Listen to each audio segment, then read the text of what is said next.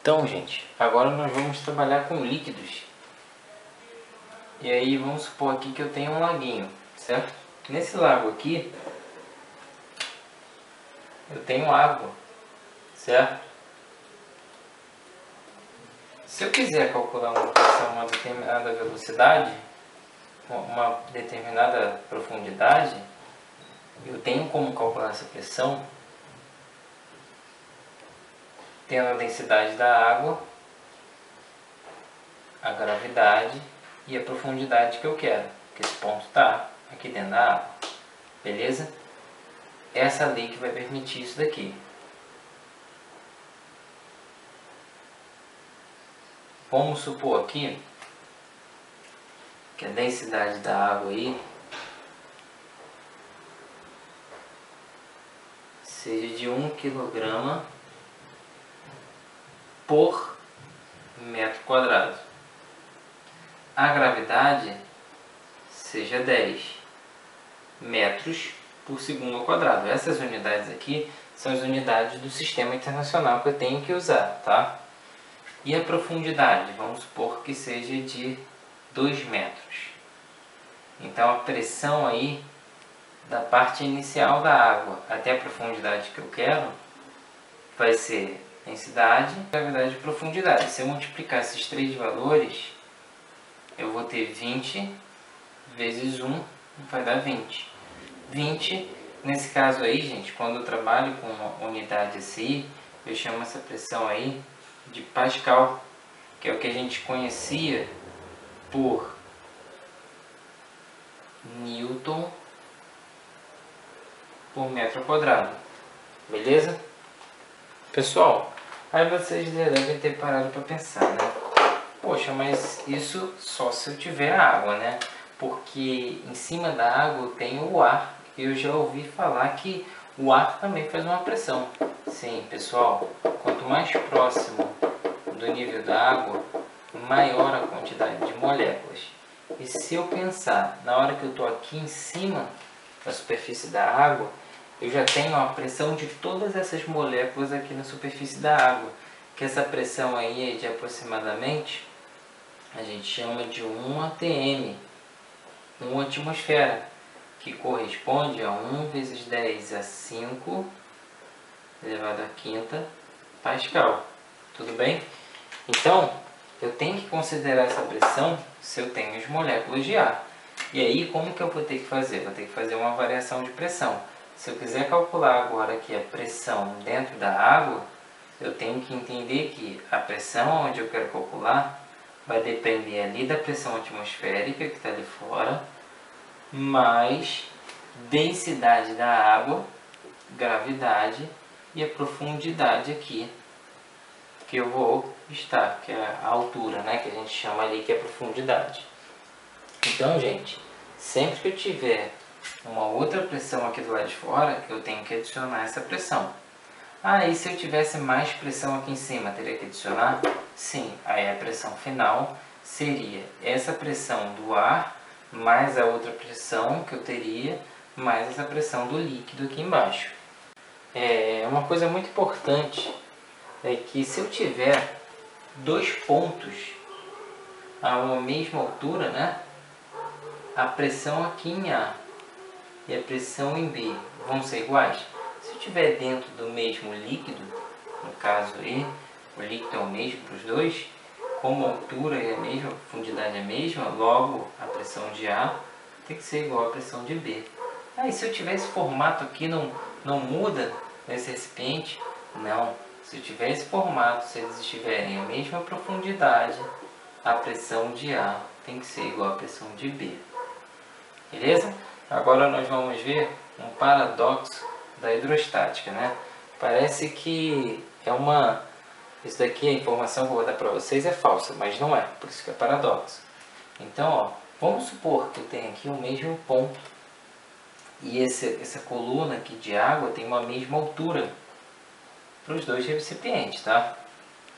Se eu falar que as forças que eu tenho nesse ponto A e B, forças e a pressão.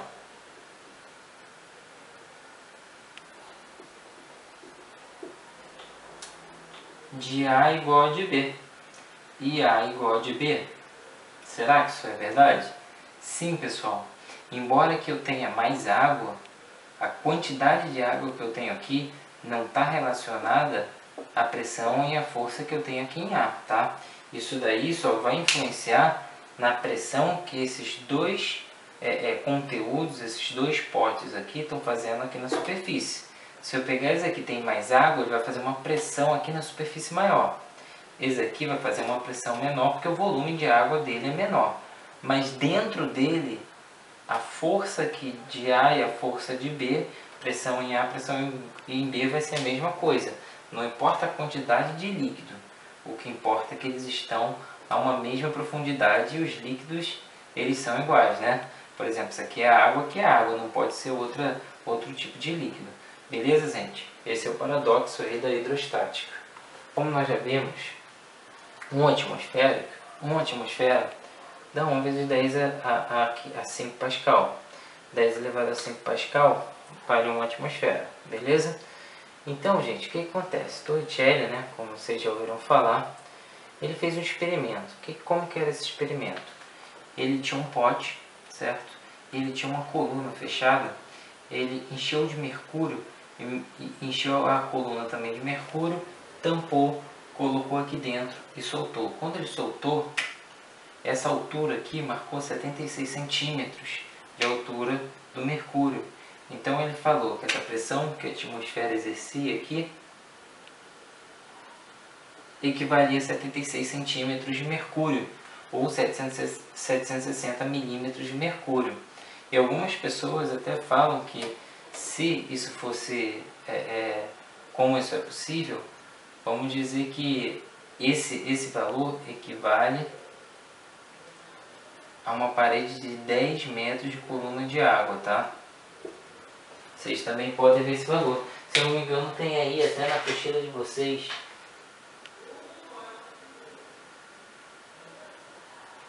Tem aí na página 40. Equivale a 10 metros de uma coluna de água, 760 milímetros de mercúrio. Ou seja, se eu substituísse isso daqui por água, eu teria uma coluna de 10 metros de água. Pessoal, vamos agora à parte de vasos comunicantes, né? O que são vasos comunicantes? O próprio nome já diz. São tubos, né? Aqueles chamados tubos de ensaio que vocês já viram em química, só que eles vão ter uma comunicação de um lado e de outro. E fora essa comunicação, não vai ter nenhuma outra saída, a não ser que ele seja um vaso comunicante com 3 entradas e 3 saídas, são iguais, né? Fora isso, não tem nenhuma abertura aí no meio deles. Então vamos supor que eu coloque a água aqui dentro. Gente, se eu colocar a água aqui dentro, a altura que está de um lado vai ter que ser a altura que está do outro. Se ele está no nível, essa altura tem que ser igual. Tem que respeitar a altura aí, porque a pressão é a mesma dos dois lados, né? Aqui eu tenho a pressão atmosférica e aqui eu também tenho a pressão atmosférica aí trabalhando. Se eu botar água aqui nesse aqui, também vai ter que ter o mesmo nível no final, porque nas 3 boquinhas aqui eu tenho a mesma pressão atuando, que é a pressão atmosférica, beleza? PATM, PATM. Tudo bem, gente? E se eu tiver um vaso comunicante aí que ele não é todo bonitinho, né? Ele tem formato esquisito. A mesma coisa, gente, nada vai mudar. Por ele ter um formato diferente, isso daí não vai influenciar na altura da coluna de água se essas 3 boquinhas aqui estão submetidas à mesma pressão que a pressão atmosférica. Se eu inclinar esses vasos comunicantes aí, se eu pegar e inclinar, o legal é que a água vai seguir aí, vai ficar na horizontal, né? Porque a pressão aqui é igual, então ela tem que permanecer aqui na horizontal.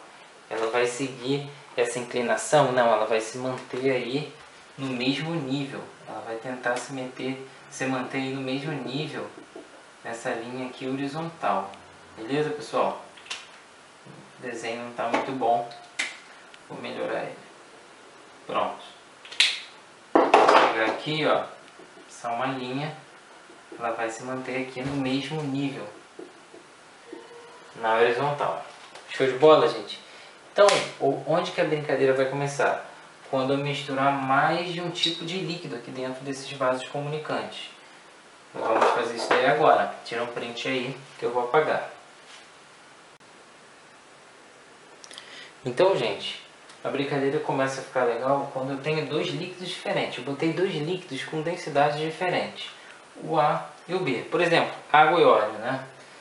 Então, o que acontece? Quando eu boto líquidos com densidade diferente aqui, quando a densidade ser diferente, vai causar um desnível. Se eu olhar para cá, eu tenho a altura desse líquido A. Ele está uma diferença aqui da altura do líquido B. Isso aqui a gente conhece como desnível. A gente tem como saber isso daí? A gente tem como calcular esse desnível? Vai ter, gente, tem como. Por quê? Graças à pressão. Se eu pegar a pressão aqui, ó, aonde que os líquidos vão separar aqui, ó? Se eu pegar uma horizontal aqui, ó, é a parte que ele vai se separar, o A do B. Se eu pegar uma horizontal desse lado com esse aqui, eu sei que a pressão aqui, nesse ponto A, é igual à pressão aqui nesse ponto B. Então a pressão ali no ponto A é igual à pressão ali no B. Beleza? E nós vimos que pressão depende da pressão atmosférica, mais densidade, gravidade e profundidade. Então vamos lá. Pressão em A aqui vai ser a pressão atmosférica mais densidade desse líquido A, gravidade e a profundidade que eu tenho, que é o HA. Beleza? É a profundidade que eu estou. Igual, do outro lado em B, eu vou ter a pressão atmosférica, beleza? Mais densidade de B, gravidade, profundidade em B, que é essa partezinha aqui. Aqui eu tenho a pressão atmosférica, aqui eu tenho a profundidade de B. Gente, é mais, como tem duas parcelas aqui de um lado do outro, mesmo sendo mais um, cancela com o outro. Então vai ficar dA, gravidade, profundidade em A, é igual a dB, gravidade, profundidade em B. Gravidade é o mesmo valor, como está tudo multiplicando. Então a densidade do A vezes a altura do A é igual a densidade do B vezes a altura do B. Então eu chego nessa relação quando eu tenho vasos comunicantes com dois líquidos diferentes, né? Então se eu der a altura de um e a densidade dos dois, você tem como calcular a altura do outro. E como seria esse desnível aí, né? O desnível, o H, vai ser a altura do A menos a altura do B. Eu tendo as duas alturas, eu tenho como calcular o desnível. As alturas eu vou calcular por aqui, uma delas, né? Então, gente, vasos comunicantes se resume a isso daqui quando eu tenho dois líquidos diferentes.